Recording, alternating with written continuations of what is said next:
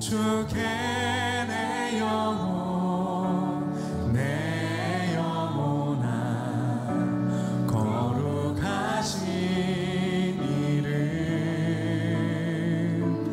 이전에 없었던 노래로 나 주님을 경배해. 송축해 내 영혼 송축해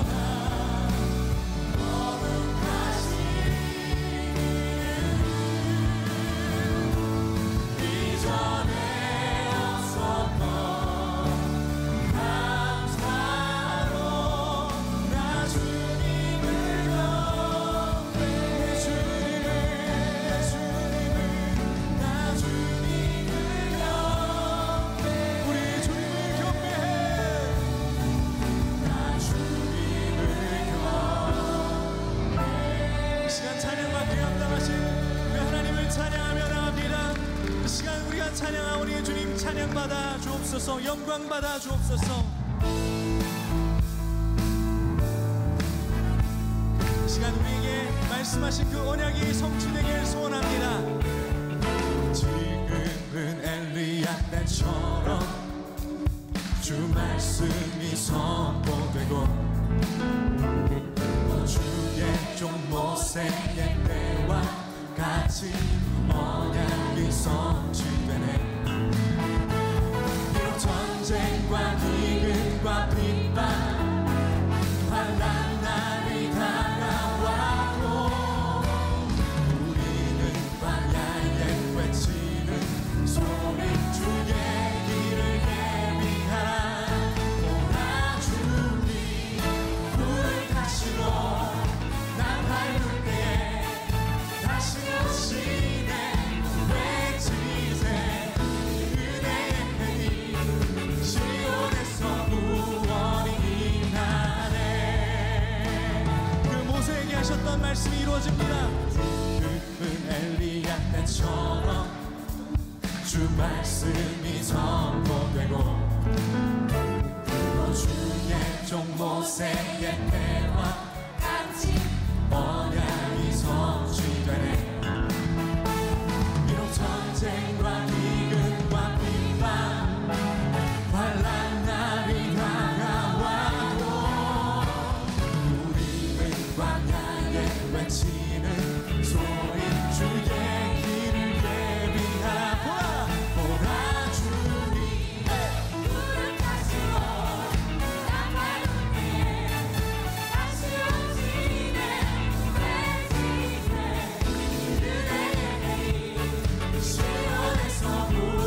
우리 다시 한번 우리 주님 앞에 고백하며 나갑시다. 에스겔의 환상처럼 또 에스겔의 환상처럼 마른 뼈가 살아나며 또 주의 종 다윗의 때와 같이 내 배가 회복되네. 주수할 때가 이르러 들판은 비어졌네. 우리는 주수할 뿐 되어 주 말씀을 선포하리. 주님 불을 타시고 나 밟을 때에 다시 오시네. 또 외치세 은혜의 해니 시온에서 구원이. 오라 주님 오라 주님 구름 타시고 나 밟을 때에 다시 오시네. 모두 외치세 은혜의 해니 시온에서 구원. 이 시간 우리 박수로 다시 한번 보라 주님 보라 주님 구름 타시고 나 밟을 때에 다시 오시네. 모두 외치세 은혜의 해니 시온에서 구원. 마지막으로 보라 주님 보라 주님 구름 타시고 나 밟을 때에 다시 오시네. 모두 외치세 은혜의 해니 시온에서 구원이. 어제도 계셔요. 어제도 계셨고 오늘도 계시며 이제 곧 오실 어린 양 예수. 어제도 계셨고 오늘도 계시며 이제 곧 오실 어린 양 예수.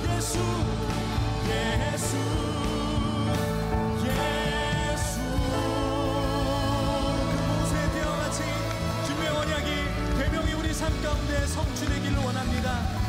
아멘. 아멘. 우리가 이제 다시 한번 말씀 앞에 섭니다.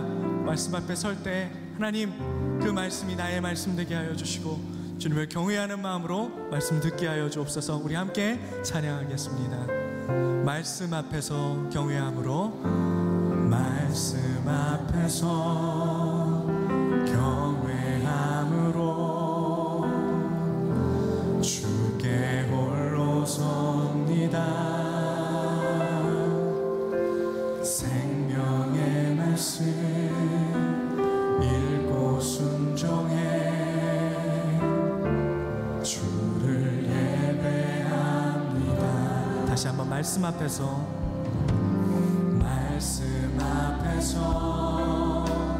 경외함 말씀 앞에 섭시다. 주께 홀로 섭니다.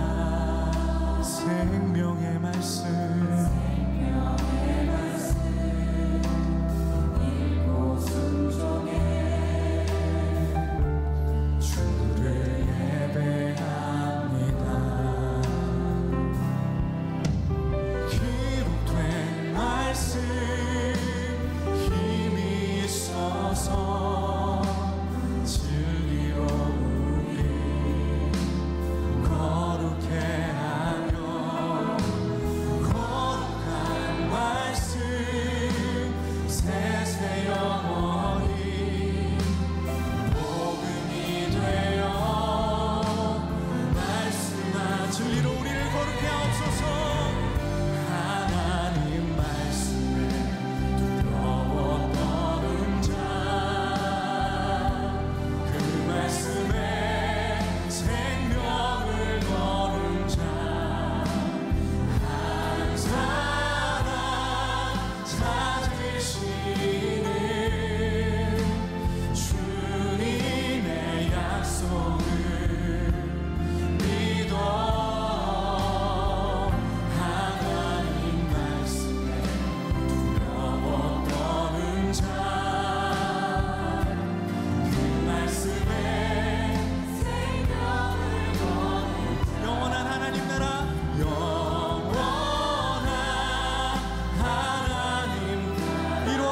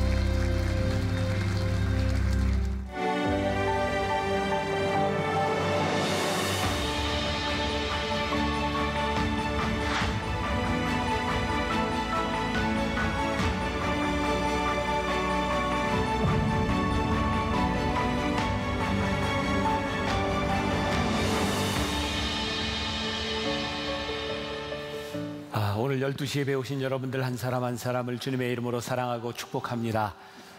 요즘 제가 이게 피드백을 받는 게 예배를 여기 나오지 못하고 병원에서 예배 드리는 분들 많이 있는 것 같아요. 참 오고 싶은데 나오지 못하는 그 연약한 상태에서 여러분들이 이렇게 인사해 주면 참 힘이 되리라 생각합니다. 그래서 우리 주님의 이름으로 사랑합니다. 한번 두 손을 들어 인사해 봅시다. 시작. 주님의 이름으로 사랑합니다. 감사합니다. 계속해서 10계명에 대한 말씀을 나누고 있습니다. 오늘은 6번째 계명. 여러분들이 아마 지금까지 신앙생활 하시는 동안 이 장로님이 성경 봉독을 하는데 이렇게 간단하게 한마디 이렇게 살인하지 말라 이렇게 하고 내려가시는 경우가 쉽지 않은데 많이 연습하고 올라오셨죠? 네. 자, 오늘 6번째 계명은 뉴스에 나오지 않는 살인, 살인에 대한 여러 가지 생각들을 우리가 좀 해보려고 합니다. 몇 주 동안 여러분들에게 계속해서 10계명의 순서를 알려드렸습니다. 이제 다 외우셨죠? 자, 우리 같이 한번 따라해 볼까요? 시작. 신, 우, 이, 안, 부, 살, 간, 도, 증, 탐. 물론 저기에 이제 여러분들이 어떤 말이 들어가는지는 다 알고 계시는 거죠? 그런 표정 짓지 마세요. 벌써 여러 주 했습니다. 다음 주에 한번 다시 확인해 보고요. 오늘 살인하지 말라라고 하는 이 말씀을 함께 나누려고 하는데, 이 6번째 계명은 여러 계명들 중에 가장 간단한 계명 중에 하나입니다. 그런데 이 말씀을 우리들의 삶에 살인하지 말라라고 하는데 적용하는 것이 쉽지 않습니다. 우리가 잘 알고 있는 안중근 의사가 있습니다. 여러분, 우리나라 근대사에 항일 운동을 했던 많은 민족 투사들은 크리스찬들이었습니다. 이 안중근 의사 역시 캐톨릭 신자였고요. 안중근 의사가 이토 히로부미를 이렇게 암살하고 난 이후에 결국은 사형을 당하게 되죠. 캐톨릭 신자였기 때문에 캐톨릭 신자들은 죽기 전에 종부성사라고 하는 것을 하게 되죠. 그런데 그 당시에 신부가 거절합니다. 사람을 죽였다고 하는 이유에서였습니다. 결국 1993년이 되어서야 김수환 추기경이 이 안중근 의사가 이 사람을 죽인 것은 단순한 살인이 아니라 민족을 위한 행동이었다. 그것을 이제 승인하게 되죠. 또 전쟁에 대한 것들을 보면 우리는 흔히 이런 말을 합니다. 정당한 전쟁. 근데 어떤 것이 정말 정당한 전쟁일까요? 그런데 2차 바티칸 공의회에서는 어떤 민족을 말살하려고 하는 이런 전쟁들에 대항하여 싸우는 것은 살인이 아니다라고 이야기를 하게 됩니다. 그뿐인가요? 우리나라도 당장 이 북한과 대치한 상황 가운데서 핵무기라고 하는 것에 대한 위협. 그래서 우리는 이 핵무기에 대하여 우리도 핵무기를 가져야 되는가 이런 고민을 하게 되고, 또 나라를 위해서 핵무기를 쓰는 그것은 정당한가 이런 문제들도 많이 연결이 되어 있습니다. 살인에 대한 문제가 명령은 간단한데 결코 간단하지 않습니다. 스캇 솔즈가 쓴 예수님처럼 친구가 되어주라 라고 하는 그 책에서 스캇 솔즈는 낙태에 대한 문제를 언급하고 있습니다. 이것 또한 굉장히 힘든 문제입니다. 여러분들 중에 낙태를 찬성하는 분도 있고 반대하는 분도 있을 겁니다. 이 스캇 솔즈는 이렇게 이야기를 합니다. 양쪽 다 지금 처한 사람들에 대한 생명에 대한 사랑에서부터 시작된다. 낙태를 반대하는 입장은 그 뱃속에 있는 생명도 생명이기 때문에 그것을 존중해야 된다고 하는 것이고, 또 낙태를 찬성하는 사람들의 입장은 낙태를 할 수밖에 없는 상황까지 몰리게 된 그 사람에 대한 인격이 얼마나 중요한가를 이야기하고 있습니다. 이 살인하지 말라라고 하는 명령 가운데서 이 스캇 솔즈는 이렇게 말을 합니다. 이는 이 문제에서 양 진영 모두에게 해당되는 명령이다. 무고한 생명을 독단적으로 없애는 것은 명백한 잘못이며 성경에서 허락하지 않고 있지만 어떤 이유에서 반대편 입장에 선 사람을 비난하고 미워하는 것 역시 잘못이다. 입장을 바꿔 생각하면서 자신이 대접받고 싶은 대로 남들을 대접하라. 당신이 상대방에 대한 결정을 내리는 사람이라고 상상해보라. 자궁 속의 생명을 지키기 위해 싸우되 눈앞에 서 있는 사람을 잊지 마라. 관계를 쌓고 공동체를 이루라. 이미 충분히 상처가 나 있다. 나는 낙태가 잘못이라고 믿는다. 나는 하나님이 생명을 주시는 분이라고 믿는다. 그리스도인으로서 나는 이 문제에서 성경 윤리를 우선시하는 사회를 지지한다. 성경 윤리를 지킬 때 인간이 번영한다고 믿기 때문이다. 그런데 스카솔즈는 계속해서 이야기를 합니다. 상대편의 생각들과 그들이 처한 처지를 우리들은 생각해 보았는가? 여러분들, 이 말씀 가운데서요, 십계명을 계속 우리들이 나누면서 제 속에 드는 분명한 확신이 있습니다. 제가 얼마나 이 설교에 고심하고 열심히 준비를 했는지 그제였죠. 어제 토요일 설교하면서 그런 얘기했습니다. 그제 저녁에 제가 잠을 한숨도 못 잤어요. 왜냐하면 꿈속에서 계속 설교를 했어요. 이 십계명 설교 계속 설교하고 그러면서 저에게 온 확신은 뭐였냐면, 이 십계명은 하나님께서 우리들에게 무엇을 하지 말라 금지를 명하시는 것이 아니라 계속 반복되는 것처럼 이 금지의 명령에 초점이 있는 것이라 왜 이것을 하지 말라고 하시는지 하나님의 마음이 우리들 가운데 들어와야 된다는 거죠. 이 살인하지 말라고 하는 것도 우리를 쉽게 만들어주는 것은 뭐냐면, 이런 경우에는 살인이 되고 이런 경우에는 살인이 안 됩니다. 이것을 규범적으로 우리들에게 정해놓으면 우리는 고민할 필요가 없을 것 같아요. 그런데 오늘 우리들이 계속 살펴볼 말씀 가운데 하나님은 우리들이 처한 상황 가운데서 규범으로 말씀하는 것이 아니라 그 가운데 하나님이 어떠한지를 이 살인하지 말라는 계명을 통해서 우리들에게 말씀하고 있다는 거죠. 살인하지 말라, 간음하지 말라, 도적질하지 말라, 안식일을 거룩히 지키라. 그것은 예수님 당시에 바리새인들이 수없이 하던 말들이었습니다. 그들은 사람들에게 이것을 다 지켜야 된다고 닥달하던 사람들이었습니다. 그러나 그 계명을 지키지 못하는 사람들, 그 계명을 어기는 사람들이 지고 있는 무거운 짐을 덜어주기 위해 손가락 하나 까딱하지 않던 사람들이었습니다. 그래서 예수님은 이 계명을 잘 지키는 사람들을 향하여 이 회칠한 무덤과 같은 자들아, 그들을 위선자라고 말씀하고 있는 거죠. 결국 이것을 지키는 데 초점이 있는 것이 아니라 이 계명이 가지고 있는 하나님의 마음이 무엇인가를 보라는 거예요. 예수님이 이 땅에 오셨을 당시 로마의 세계를 우리는 팍스 로마나라고 부릅니다. 평화의 시대를 구가하고 있었어요. 로마는 강력한 권력을 가지고 법을 발전시켰고 로마 그 시대의 평화를 만들었습니다. 그런데 그 평화가 무엇일까요? 누군가 기득권을 가지고 있었던, 힘을 가지고 있었던 사람들의 질서에 의해서 힘을 가지지 못한 사람들이 일방적으로 희생하고 굴종하는, 힘에 복종하는 것을 통하여 평화가 만들어지고 있었어요. 그래서 그 당시에 마치 나치의 히틀러가 얘기했던 것처럼 이 로마를 번성하기 위하여, 우리가 살고 있는 이 사회를 번성하게 하기 위하여 죽어야 될 자들, 예를 들어서 장애를 안고 태어난 아이들은 죽이라, 살 가치가 없다고 생각하는 사람들은 죽이라. 이것이 그 당시에 팍스 로마나, 권력을 가지고 평화를 유지하는 방법이었습니다. 그런데 예수님이 오시고 나서부터 AD 3세기경부터 로마에 놀라운 변화가 일어나기 시작합니다. 어떤 설교가는 그렇게 이야기를 합니다. 로마 사회는 사랑에 전염되었다. 이 아이는 죽어도 된다고 생각하는 그 아이에 대하여 크리스찬들이 이야기하기 시작했습니다. 제발 그 아이를 죽이지 마십시오. 우리가 그 아이들을 돌보겠습니다. 이런 병을 가지고 있으면 사회를 위해서 격리되고 죽어야 된다고, 마땅하다고 생각했던 사람들을 향해서 크리스찬들이 이야기하기 시작했습니다. 그들을 죽이지 마십시오. 우리가 그들을 돌보겠습니다. 크리스찬들은 당시 팍스 로마나, 평화를 깨는 사람들이었습니다. 왜 그랬을까요? 그들이 살고 있는 사회 가운데 하나님의 마음이 들어오기 시작했을 때 그들은 하나님의 마음으로 세상을 보기 시작했기 때문이죠. 오늘 이 살인하지 말라라고 하는 것은 단순히 우리가 사회적으로 가지고 있는 가치 통념을 가지고 사람을 죽이지 말라고 하는 계명이 아니라 하나님께서 우리를 바라보며 생명을 어떻게 보시는가, 하나님의 관점에서 우리들이 보아야 될 내용이 오늘 십계명의 말씀입니다. 살인은 나쁜 것입니다. 먼저 첫 번째 이유를 든다고 한다면 이 중에 누구도 죽기를 원하는 사람이 있지 않다는 겁니다. 우리는 살해당하기를 원치 않습니다.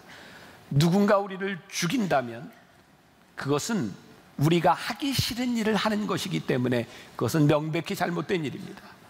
또한 생명이 하나님께 있다고 성경은 끊임없이 우리들에게 말씀하고 있기 때문에 우리들이 누군가의 생명을 앗아간다면 그것은 하나님의 것을 도적질하는 일이기 때문에 그것은 옳은 일이 아닙니다. 오늘 말씀이 굉장히 간단하죠. 살인하지 말라. 6번째 계명입니다. 혹시 여러분들 지난주의 말씀 기억하세요? 지난주의 말씀이 뭐였죠? 간음하지 말라. 제가 이 말씀을 가지고 이 명령에는 주어와 서술어가 없다라고 말을 했습니다. 남자 여자에 대한 문제가 아니라고 얘기했습니다. 여기 살인하지 말라라고 하는 말도 주어와 서술어가 목적어가 없습니다. 이유는 무엇일까요? 이 살인에 대한 정의가 단순하지 않다는 겁니다. 그래서 오늘 우리는 아주 중요한 것을 배우게 되는데, 제가 간단하게 언급하겠지만 여러분들이 나무 공동체 모임에서도 이렇게 한번 나눠볼 수 있으면 좋겠어요. 성경에는 사람을 죽이다, 살인하다라고 하는 동사가 여러 개가 쓰이고 있는데 오늘 여기에서 사용하고 있는 히브리어는 라차흐라고 하는 단어입니다. 이 말은 잊어버리셔도 괜찮아요. 저도 이제 금방 잊어버릴지 몰라요. 라차흐. 여기에서 사용하고 있는 이 말씀이 성경 곳곳에 살인하지 말라고 하는 것으로 사용되고 있는데, 그것을 살펴보면 이 범위를 우리들이 알 수 있기 때문입니다. 첫 번째, 고의적인 살인에 대하여 민수기 35장에는 살인에 대한 이야기들이 나오고 있어요. 먼저 35장 20절, 21절, 30절을 우리 같이 한번 읽어보겠습니다. 다 같이 시작. 만일 미워하는 까닭에 밀쳐 죽이거나 기회를 엿보아 무엇을 던져 죽이거나 악의를 가지고 손으로 쳐 죽이면 그 친자는 반드시 죽일 것이니 이는 살인하였습니다. 피를 보복하는 자는 살인자를 만나면 죽일 것이니라. 사람을 죽인 모든 자, 곧 살인한 자는 증인들의 말을 따라서 죽일 것이나 한 증인의 증거만 따라서 죽이지 말 것이요. 자, 여기에 아주 무서운 말씀이죠. 그리고 여기에 아주 합법적으로 성경은 사형제도를 인정하고 있는 것으로 나옵니다. 그러니까 사람을 죽인 자는 죽일 것이니라. 그런데 그 증인이 있을 때 살인한 자를 죽일 것이니라. 근데 우리가 여기에서 아주 중요하게 깨달아 알아야 되는 것이 있습니다. 당시 근동 사회에서는요, 누가 사람을 죽이잖아요. 그러면 그 죽인 사람의 보복을 하기 위해서 온 가족을 다 죽입니다. 그것이 그 당시에 가지고 있었던 근동 지방의 법입니다. 오늘 이 말씀은 당시 사회에서 살인한 자만 죽일지니라 라고 하는 말은 사형 제도에 대한 단순한 허용, 합법에 대한 문제가 아니라 다른 사람의 생명을 지키기 위하여 그 사람만 죽이라 라고 하는 것이 당시 사회를 이해할 수 있는 중요한 단서가 되는 것이기도 합니다. 그리고 오늘 말씀을 통해 여기에 나오는 중요한 말은 이 살인은 고의적인 살인을 이야기하고 있습니다. 누가 일부러 의도를 가지고 사람을 죽였을 때의 합법적인 사형제도를 이야기하고 있는 거죠. 그런데 이 라차흐, 사람을 죽이다라고 하는 말이 다른 용법에서도 사용되고 있는데 그것은 과실로 사람을 죽였을 때입니다. 민수기 35장 26절부터 28절까지 말씀을 같이 한번 봉독해 봅니다. 아주 여러분들이 좀 배우고 알만한 말씀입니다. 같이 시작. 그러나 살인자가 어느 때든지 그 피하였던 도피성 지경 밖에 나가면 피를 보복하는 자가 도피성 지경 밖에서 그 살인자를 만나 죽일지라도 피 흘린 죄가 없나니 이는 살인자가 대제사장이 죽기까지 그 도피성에 머물러야 할 것임이라. 대제사장이 죽은 후에는 그 살인자가 자기 소유의 땅으로 돌아갈 수 있느니라. 여기에서 살인자는 누구를 이야기하냐면 고의적으로 살인한 자가 아니라 실수로 사람을 죽인 자에 대해서 이야기합니다. 성경은요, 실수로 사람을 죽인 자의 생명을 보호하는 법을 만들었습니다. 어떻게? 도피성이라고 하는 곳에 들어가서 피해 있어라. 그런데요, 지금 우리가 읽은 말씀 가운데 어떤 예외가 있냐면 도피성에 피해 있는 사람이 나왔다가 사람을 죽인 자를 만날 경우에, 가족을 만날 경우에 그 사람을 죽여라, 이거 괜찮다 이 말입니다. 그러니까 죽지 않으려면 어디 있어야 돼요? 도피성에 있어야 되는 거예요. 언제까지 있어야 되냐면 대제사장이 죽을 때까지 거기에 있어야 된다는 겁니다. 이건 무슨 의미일까요? 사람의 생명을 보호할 뿐만 아니라 이 사람을 고의가 아닌 실수로 죽였지만 이 사람은 도피성에 있으면서 감금 생활을 하는 겁니다. 지금으로 이야기하면 형무소에서 생활을 하게 되는 거죠.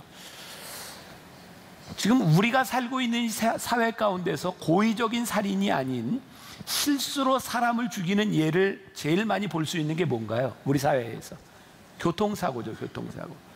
매해마다 이게 좀 숫자가 달라지지만 여러분, 우리나라에 1년에 평균 몇 명 정도가 교통사고로 죽을 것 같습니까? 틀려도 괜찮아요. 대답해 보세요. 이게 2010년 통계에 의하면 5,900명이 넘는 사람이 1년에 교통사고로 죽습니다. 이게 OECD 평균의 2배 정도 되는 일입니다. 왜 이런 교통사고로 사람들이 이렇게 많이 죽어갈까요? 이 교통사고는 고의가 아니기 때문에 너무 쉽게 합의가 되기도 하고 처벌을 받지 않기도 합니다. 여러분이 사고를 낼 수 있는 가능성과 사고를 당할 수 있는 가능성이 우리 모두에게 있기 때문에 이것이 우리들의 일이라면 그렇게 쉽게 말할 수 있는 것은 아니지만, 고의가 아닌 실수라 할지라도 사람을 죽이는 일들에 대하여 우리들의 생명을 다루는 일을 너무 경시하고 있지 않은가. 그래서 이 부분에 대해서는 조금 법이 더 강화돼야 되지 않는가라는 생각도 하게 됩니다. 제가 이 말씀을 계속 십계명에 대한 말씀을 여러분들과 나누면서 저와 여러분들이 깨닫게 되는 분명한 확신이 있을 거라고 생각하는데, 하나님의 말씀이 이 사회를 바꿀 수 있다는 확신이 저에게는 이 말씀을 계속 준비하면서 저에게 드는 거예요. 이 사회가 안고 있는 문제, 생명 경시의 풍조에 대한 문제들, 그리고 간음하지 말라고 하는 문제들, 거짓말하지 말라고 하는 문제들, 이 모든 것들이 정말 하나님의 말씀 가운데 이 나라와 이 민족이 바로 서면 이 나라와 이 민족이 제대로 되겠구나. 우리들에게 이 마음에 확신이 없다면 이 십계명은 우리들에게 무의미할지 몰라요. 그리고 이 말씀을 듣는 자들이 이 사회를 바꾸어가고 하나님의 나라를 만들 수 있다고는 확신이 있어야 우리들이 이 확신을 가지고 말씀을 전할 수 있지 않겠습니까? 저는 이 기간 동안 우리들에게 이 확신이 생길 수 있기를 간절히 바라는 마음이에요. 세 번째, 첫 번째 고의적인 살인, 그 다음에 고의적이지 않은 살인, 이 세 번째는 간접적인 살인에 대하여 라차흐라는 말을 쓰고 있다는 거예요. 열왕기상 21장 19절에 나오는 말씀인데요, 같이 한번 읽어보겠습니다. 열왕기상 21장 19절 시작. 너는 그에게 말하여 이르기를 여호와의 말씀이 내가 죽이고 또 빼앗았냐고 하셨다 하고, 또 그에게 이르기를 여호와의 말씀이 개들이 나봇의 피를 핥는 곳에서 개들이 내 피 곧 내 몸의 피도 핥으리라 하였다 하라. 이게 지금 무슨 말인지 모르는 분들이 있을지도 몰라요. 엘리야가 아합 왕에게 가서 한 이야기예요. 엘리야도 모르고 아합 왕도 모르는 분이라면 제가 지금 마음이 좀 답답한데, 여러분들 이 성경을 열왕기상 좀 보시면 이 내용을 잘 알 수 있어요. 아합 왕은 그 당시 이스라엘의 가장 악한 왕 중에 하나였고요, 그를 악하게 만들었던 것은 이방 여인 이세벨을 아내로 맞아들이면서부터입니다. 아합 왕이요, 자기 궁전 옆에 있던 나봇의 포도원이 마음에 들었는데 나봇이 그것을 팔지를 않습니다. 그래서 이세벨이 계략을 꾸미죠. 반역자로 몰아서 증인들을 데려다 증거하게 하고 나봇을 죽입니다. 그리고 그 당시에 반역자가 죽으면 재산은 왕에게 귀속되게 되어 있었습니다. 근데 엘리야가 와서 아합에게 이야기하는 거예요. 내가 그를 죽였다는 거예요. 실제로 아합은 그 사람을 죽이지 않았지만 네가 그 재산을 갈취하기 위하여 사회적 약자를 죽이게 한 간접 살인 역시 라차흐, 네가 사람을 죽인 것이다 라고 말하고 있는 겁니다. 여러분, 이 성경은 우리들에게 사회적인 약자에 대해 우리들이 그들의 삶의 가능성을 빼앗는 사회적 간접 살인, 라차흐, 그것도 살인이라고 말씀하고 있는 겁니다. 네 번째, 라차흐는 또 다른 용례로 혼을 죽이는 것, 인격을 살해하는 것에도 라차흐라고 하는 말이 사용되고 있습니다. 신명기 22장 25절부터 27절까지 말씀, 우리 같이 한 목소리로 봉독해 봅니다. 만일 남자가 어떤 약혼한 처녀를 들에서 만나서 강간하였으면 그 강간한 남자만 죽일 것이요, 처녀에게는 아무것도 행하지 말 것은 처녀에게는 죽일 죄가 없습니다. 이 일을 사람이 일어나 그 이웃을 쳐 죽인 것과 같은 것이라. 남자가 처녀를 들에서 만난 까닭에 그 약혼한 처녀가 소리질러도 구원할 자가 없었음이니라. 자, 이 상황을 이해를 하시겠어요? 당시 약혼한 여자가 있었는데 들에서 어떤 남자에게 강간을 당한 거예요. 그러면 그 남자를 쳐 죽여라. 왜냐하면 강간을 당하는 순간에 이 사람이 누군가에게 쳐 죽인 것 같은 죽임을 당했다는 거예요. 당시 약혼을 한 여자가 강간을 당한다고 하는 것은 그의 삶에서 삶의 의미를 상실하는 일이고, 어쩌면 더 이상 시집을 갈 수 없는 시대 가운데서 그 당시 시대에서 누구에게도 도움을 받을 수 없는 수치스러움으로 평생을 살아가야 되고 그의 삶의 의미를 상실하게 만드는 것, 이거 살인이다. 성경이 동일한 라사흐라고 하는 단어를 사용하고 있다는 사실이에요. 그런데 이 말씀이 신약으로 넘어오면 조금 더 나아갑니다. 자, 마태복음 5장 21절부터 22절까지 말씀 같이 봉독합니다. 시작. 옛사람에게 말한 바 살인하지 말라, 누구든지 살인하면 심판을 받게 되리라 하였다는 것을 너희가 들었으나 나는 너희에게 이르노니 형제에게 노하는 자마다 심판을 받게 되고 형제를 대하여 나가라 하는 자는 공회에 잡혀가게 되고 미련한 놈이라 하는 자는 지옥불에 들어가게 되리라. 자, 예수님께서 하신 말씀이에요. 옛사람들은 살인하지 말라, 누구든지 살인하면 심판을 받게 되리라 라고 말씀했는데 나는 너희에게 말하노니 형제에게 나가라 하고 말하는 사람 그도 지옥불에 들어가리라. 나가, 무슨 말이에요? 나가라 하는 말은 바보야, 이런 말입니다. 바보야. 제가 어렸을 때, 초등학교 다닐 때 학생들끼리 그런 말을 많이 썼습니다. 이게 일제의 잔재였죠. 이 빠가야로. 제가 그냥 옛날에 썼던 말이라 지난번 일본 TD 갔다가 일본 사람들하고 얘기하다가 전 농담 삼아 빠가야로 했다가 굉장히 지적을 받아서 이게 굉장히 큰 욕이라 그러더라고요. 이게 빠가야로. 함부로 쓰지 말라고. 이게 빠가야로가 뭐냐면 이 바보 같은 놈, 아주 욕입니다. 이게 성경이 우리들에게 뭐라고 얘기합니까? 누군가를 향해 그의 인격을 모독하는 것, 그 살인이다. 김남준 목사님이 이 부분에 대해서 설교를 하면서 이런 글을 썼습니다. 칼에 묻은 피와 욕하는 입술에 묻은 침은 같다. 칼에 묻은 피와 욕하는 입술에 묻은 침은 같다. 오늘 이 살인하지 말라고 하는 말씀 가운데 그 인격에 대하여 욕을 하는 걸 성경이 왜 살인이라고 말을 하고 있는가? 하나님께서 우리를 지으시고 우리를 하나님의 것이라고 말씀하고 있는데 하나님의 성전에 대하여 우리들이 욕을 하고 인격을 모독하는 것은 하나님을 모독하는 것이다. 그러니까 성경은 살인하지 말라고 하는 이 말이요, 훨씬 더 다른 차원의, 단순히 누구를 죽이지 말라고 하는 금지의 차원에 있는 것이 아니라 하나님께서 만드시고 하나님께서 주신 생명을 가진 자들에 대하여 하나님께서 얼마나 우리를 소중하게 여기시느냐를 우리들에게 알기를 원하시는 것이 살인하지 말라고 하는 계명인 거죠. 창세기 4장에 보면 인류 최초의 살인이 나와 있습니다. 가인이 동생 아벨을 돌로 쳐서 죽인 것이죠.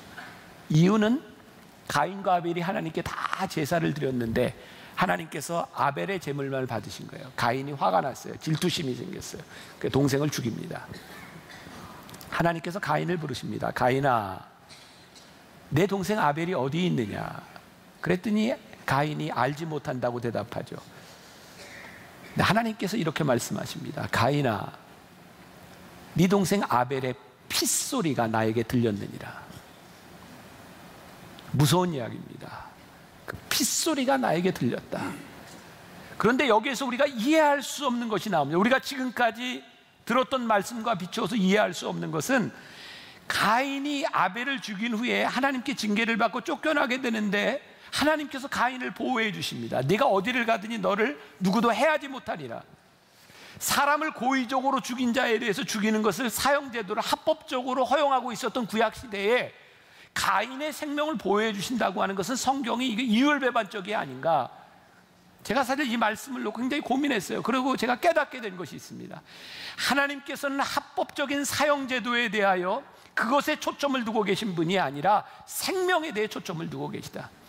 생명을 보호하기 위하여 사형제도를 허락하셨지만 그 사형을 당해야 되는 그 사람의 생명도 하나님의 허락이 없이는 아무도 손댈 수 없느니라. 그것이 하나님께서 우리 인간들 생명들에 주시는 마음이라는 거예요. 요즘 이 사회에 하나의 논쟁거리가 되었죠. 사형제도를 폐지해야 되느냐 아니면 존속해야 되느냐. 우리나라가 공식적으로 사형제도가 폐지되지는 않았지만 실제적으로 사형을 집행하지 않는 나라가 되었습니다. 중요한 것은요, 사형제도를 폐지하느냐 마느냐 이것을 이분법적으로 만들어 놓는 것이 아니라 사람을 죽인 자에 대한 생명도, 또 사람을 죽인 자에 대한 생명에 대한 사형제도를 함으로 인하여 하나님께서 어떻게 생명을 보호하기를 원하시는가, 하나님의 마음들이 우리 안에 들어와야 된다는 거예요. 저는 그런 생각이 드는 거예요. 누군가의 생명에 대해서 심판을 내려야 되는 그 판사들, 검사들, 변호사들 마음 가운데 우리 인간들이 가지고 있는 법적인 잣대가 아니라 하나님의 말씀을 가지고 생명을 바라볼 수 있는 마음을 가지고 우리들이 그들을 바라보기 시작할 때 정말 그것이 하나님이 원하는 일이 아닐까. 그래서 이 말씀이 우리들에게 능력이고 이 말씀이 우리의 사회를 바꿀 수 있는 일이구나. 여기서 조금 더 나아갑니다. 야고보서 4장 17절 우리 같이 한번 봉독해 볼까요? 야고보서 4장 17절 그러므로 사람이 선을 행할 줄 알고도 행하지 아니하면 죄니라. 사람이 선을 행할 줄 알고도 행하지 아니하면 죄니라. 지금까지 성경은 우리들에게 죄를 지어야 죄인이라고 이야기를 했는데, 이제 성경은 좀 더 나아가서 너희들이 선을 행할 줄 알고도 행치 않는 것이 죄다. 2016년 8월 SBS 뉴스에 나왔던 내용입니다. 어떤 사람이 택시를 타고 가다가 택시 기사가 심장마비를 일으켰습니다. 근데 이 사람이 빨리 리무진 버스를 타고 인천공항에 가서 비행기를 타야 되기 때문에 심장마비를 일으킨 기사를 그냥 놔두고 버스를 타고 인천공항으로 갔습니다. 택시기사는 거기서 죽었어요. 그리고 이게 이제 문제거리가 된 겁니다. 과연 이 사람이 아무리 바쁘다지만 심장마비를 일으킨 그 버스기사를 돌보지 않고 119에도 연락하지도 않은 것이 이게 정말 허용할 수 있는 일인가? 이 사람은 대전에서 택시를 타고 버스를 타는 그곳에 자기가 들고 있는 골프클럽을 가지고 비행기 시간 놓칠까 봐 그 사람이 죽어가는데 연락도 하지 않고 신고도 하지 않고 그냥 떠나간 거예요. 논쟁이 붙었는데 결과는 이 사람이 도덕적으로 비난을 받을 만하지만 그 사람을 돌보지 않은 것에 대하여 법적으로 처벌할 근거가 없어서 무죄라. 그래서 요즘 사마리아인 방지법, 이런 법을 이렇게 우리들이 해야 된다고 하는 것들이, 법 개정을 해야 된다는 것들이 나오기도 하죠. 지금 무슨 이야기예요?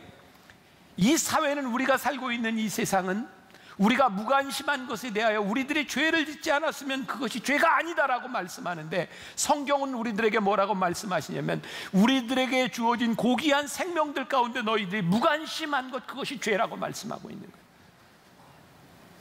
예수님께서 우리들에게 뭐라고 말씀하셨는가? 마태복음 5장 43절에서 44절 우리 같이 봉독합니다.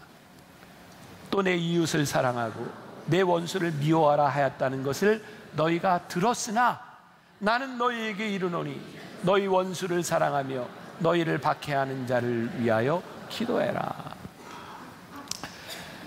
제가 미국에서 공부할 때, 선교학을 공부할 때 제일 많이 들었던, 선교학에서 나왔던 말들 중에 저에게 가장 큰 임팩을 주고 제 삶에 영향을 주었던 말이 뭐냐면 upside down kingdom이라는 말이었어요. 하나님의 나라는 upside down, 거꾸로 된 나라다. 지금 우리들이 살아가고 있는 사회적 가치를 전도한 그 나라가 하나님의 나라다. 우리가 꿈꾸는 하나님의 나라는 지금 우리들이 살아가고 있는 사회적 통념에서 살아가는 것이 아니라, 우리들이 생각하는 죄에 대한 그런 개념에서 살아가는 것이 아니라, 이 세상을 뒤바꾸는 하나님의 나라, 하나님의 나라를 꿈꾸는 우리들에게 이 살인하지 말라라고 하는 계명은 아주 다르게 우리들에게 다가오는 말씀인 거죠. 제가 말씀을 준비하면서 보았던 책 중에 로라 슐레징어 그리고 스튜어트 보젤 부부가 쓴 10계명에서 배우는 인생이라는 책이 있었습니다. 거기에 2차 대전을 지나면서 살해당한 600만의 유태인에 대한 이야기를 하면서 600만 플러스 1이라고 하는 말을 합니다. 당시 유럽에 있는 사람들이 언제부터인가 유태인들의 학살을 방조하기 시작했습니다. 100만, 200만, 300만, 400만 사람들이 죽어가면서 이제 한 사람을 죽이는 것은 600만 플러스 1밖에 되지 않습니다. 그 사람들은 쉽게 죽음에 대해 방조합니다. 그런데 이렇게 반문합니다. 600만 플러스 1이 단순한 유태인이 아니라 그 사람이 여러분들의 가족이라면 플러스 1입니까? 우리는 너무나 쉽게 누군가의 죽음에 대하여 이야기하는데 그것이 나의 가족이고 나의 형제고 나의 피부치라면 우리는 그 죽음에 대하여 그렇게 쉽게 이야기할 수 있는 겁니까? 2004년 우리를 놀라게 했던 사건이 하나 있었죠. 김선인이라고 하는 사람이 이라크에서 참수를 당했습니다. 그 영상이 나왔고 많은 사람들이 인터넷에 그런 글을 썼습니다. 이거 우리가 다 하고 있을 것만 아니라 우리 군대를 보내서 그 사람을 싹 쓸어버리자, 이런 이야기들이 나오기 시작했어요. 여러분, 김선일이라고 하는 사람 때문에 우리는 왜 분개했나요? 그가 우리의 민족이기 때문이죠. 그래서 우리는 우리 민족을 죽인 그 사람들이 죽어야 된다고 이야기하지만 우리들이 그들을 싹 쓸어버릴 때 쓸림받는 그들에게도 그들의 자식과 부모가 있고 아버지가 있다고 하면 그들의 생명 역시 그렇게 쉬운 것이 아니에요. 그럼 제노비스 신드롬이라고 하는 말을 들어보셨는지 모르겠어요. 목격자가 많을수록 책임이 분산된다는 말입니다. 1964년에 미국 뉴욕 퀸즈에서 한 사건이 있었습니다. 20대 여인이 길을 걷다가 35분 동안 한 괴한에게 3번 칼에 찔립니다. 근데 그 35분 동안 38명의 목격자가 있었는데 아무도 신고하지 않았고 35분 동안 3번 칼에 찔린 그 여인이 죽습니다. 이게 뉴욕 타임즈의 대서특필되죠. 설득의 심리학이라고 하는 책에서 로버트 차일디니가 이제 이 이야기를 하면서 한 가지 실험을 하게 됩니다. 미국에서 있었던, 미국 사람들은 그런 실험을 잘 하는 것 같아요. 한 환자를 간질을 일으키는 환자로요 이렇게 가장을 하게 해서 여러 행인들이 있는 곳에서 그 간질 발작을 일으키게 합니다. 근데 놀라운 일은 여러 행인들이 보는 곳에서 간질을 일으킨 이 환자가 단 31%밖에는 구조가 되지 않습니다. 그런데 단 한 사람만 있는 곳에서 간질 발작을 일으켰을 때 85% 구조를 당합니다. 오늘 우리들에게, 저는 오늘 이 말씀을 보면서 우리들 스스로에게 하고 싶은 이야기가 있습니다. 하나님께서 우리들에게 물으시는 것은 여러 사람에 대한 생명을 이야기하는 것이 아니라 오늘 우리들 앞에 주신 생명에 대한 책임을 우리들에게 물으신다. 그리고 하나님은 나와 관계없는 사람들에 대한 생명들을 물으시는 것이 아니라 하나님께서 귀하게 여기시는 그 생명에 대하여 너는 어떻게 생각하느냐를 우리들에게 묻고 계십니다. 제가 다시 한번 이야기합니다. 이 세상을 바꾸고 이 나라를 바꿀 수 있는 것이 우리의 사회적인 통념이나 우리의 민족주의가 아니라 이 세상을 바라보는 하나님의 마음이 우리들 가운데 들어오기 시작할 때 이 세상을 바꾸는 놀라운 역사들을 우리들이 경험하게 될 것이라는 것. 여러분들에게 가장 안타까웠던 죽음, 여러분들에게 가장 안타까웠던 순간들이 어떤 것들이 있나요? 저희가 한 달 전쯤 남아프리카 공화국에 선교한 우리 김종호 선교사님을 위한 우리들 헌금했어요. 여러분들이 많이 헌금하셔서 지금 이제 우리가 학교를 짓는 일을 준비하고 있거든요. 몇 주 전에 그 선교사님 부인 김현주 선교사님이 남아프리카로 가기 전에 저를 만나고 갔어요. 굉장히 마음 아파하는 게, 눈물을 흘리는 게, 그 남편이 죽기 전 바로 전에 자기에게 그랬다는 거예요. 여보, 나하고 같이 학교 좀 보러 가자. 이유는 그 전에 이 선교사님이 혼자 학교 페인트 칠을 다 했고 그걸 좀 아내에게 보여주고 싶었던 거예요. 근데 이 사모님이 혼자 갔다 오라고, 그리고 보냈는데 마음이 찜찜해서 나중에 따라갔다는 거예요.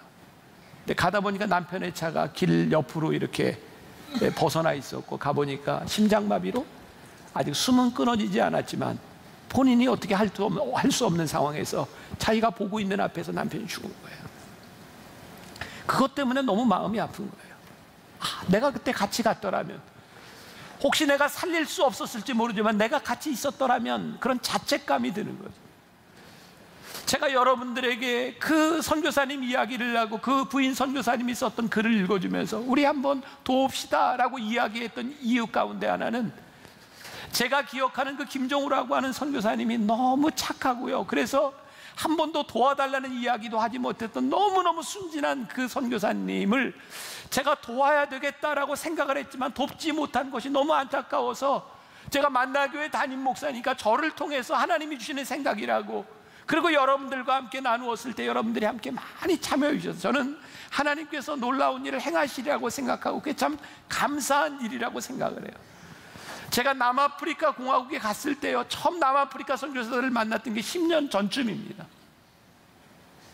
갔던 이유가 누군가를 통해서, 남아프리카가 너무 멀어서요, 여러분들 케냐나 이런 데는 그래도 좀 쉽게 가는데 남아프리카까지 가기가 너무 멀어서 선교사로 나간 지 10년이 됐는데 찾아오는 사람이 없다는 이야기를 듣고 저희 친구 목회자들이 같이 갔거든요. 가서 그 사모님들하고 같이 말씀을 전하고 이야기를 하고 밥을 먹으면서 너무 많이 울었어요. 너무 불쌍해서. 뭐가 불쌍했는지 아세요? 한국에서 우리를 여기에 보내는 것까지는 좋았는데 우리가 잊혀진 것 같다고, 아무도 우리를 돌봐주지 않고 아무도 우리를 찾아오지 않아서 우리가 잊혀진 것 같다고. 여러분, 정치인들이요, 제일 무서워하는 게 악플이 아니랍니다. 무플이랍니다. 누군가에게 나에게 악한 말을 할지라도 나에게 관심을 가져주면 좋은데 아무도 나에게 관심 갖지 않는 것, 그게 그렇게 무섭다는 거예요.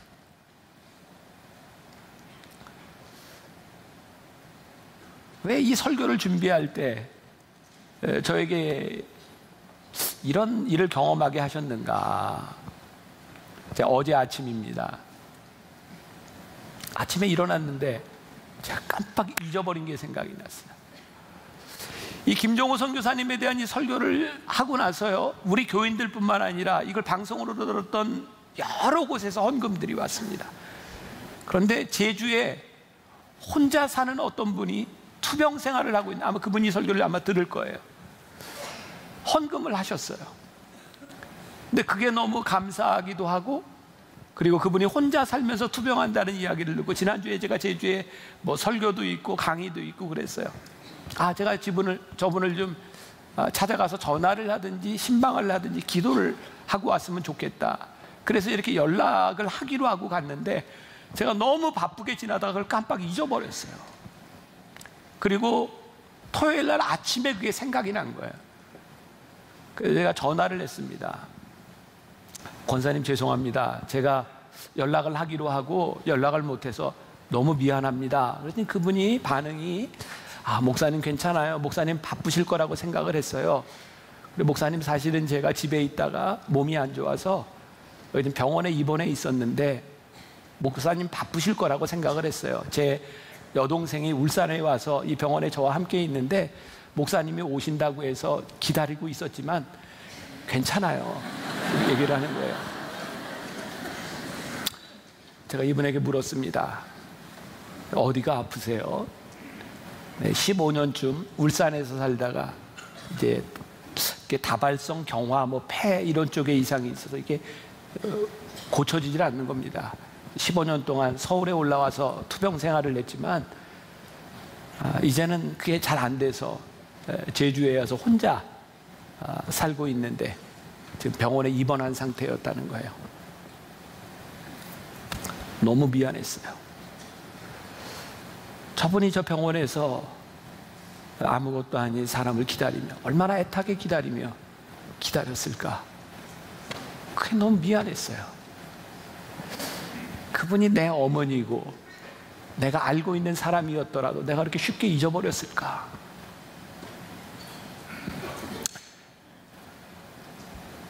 하나님이 저에게 주시는 마음을 통해 우리들에게 주시는 마음일 거라고 생각해요. 우리가 참 무관심하게 살아가고 있구나. 우리가 하나님이 귀히 여기는 생명에 대해서 우리들이 참 무관심하게 살아가고 있구나. 근데 오늘 하나님께서 우리들에게 주시는 도전인 거죠.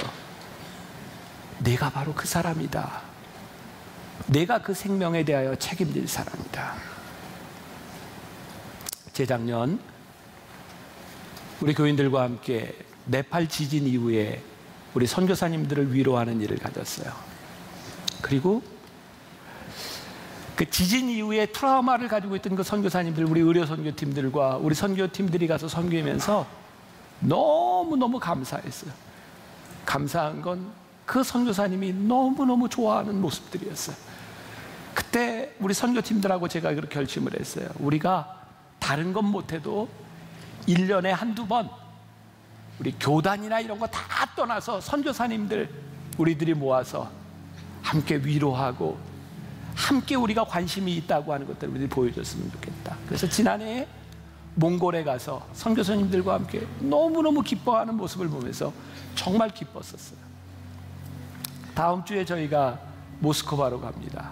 3년 전에요, 제가 유학생들을 위한 집회를 갔다가 그 선교사님들의 이야기를 들었어요.